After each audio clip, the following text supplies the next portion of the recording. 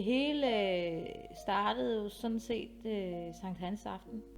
Jeg mærker med det samme, at der er noget galt. Jeg er helt overbevist om, at der er noget helt galt. Det er den største smerte, og samtidig så er jeg så bange for, at jeg allerede der begynder at tænke på, at nu skal jeg dø. Så går jeg til en psykolog for at få en snak om, hvad jeg skal gøre med børnene. Det handler ikke om mig selv.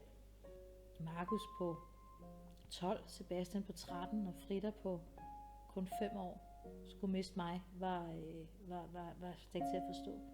Der går jeg ind i den dybeste angst.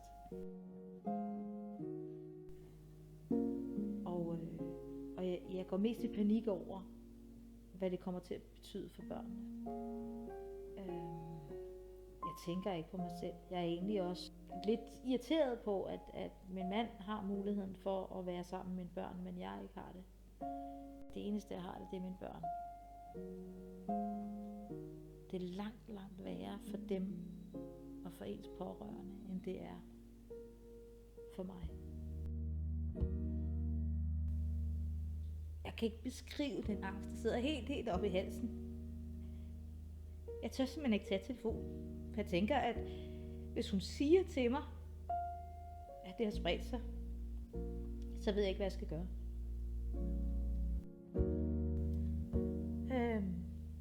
Hun siger så, at det har det ikke.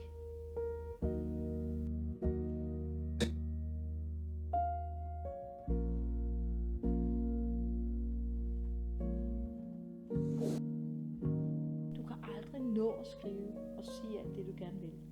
Men du kan leve i nuet og være der her og nu. Og det er det, der bliver hele vendepunktet for mig. Så kommer jeg forbi den her forretning inde i Charlottenlund, og så ser jeg sådan nogle stiletter, Donna Karan nogle. Og så er de sat ned til 3.000. Så køber jeg dem. De her sko, dem skal jeg have på og danse i igen, når jeg er kommet igennem det her over på den anden side.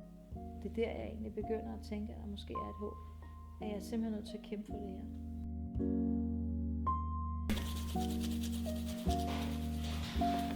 Min mor havde kræft, og hun overlevede.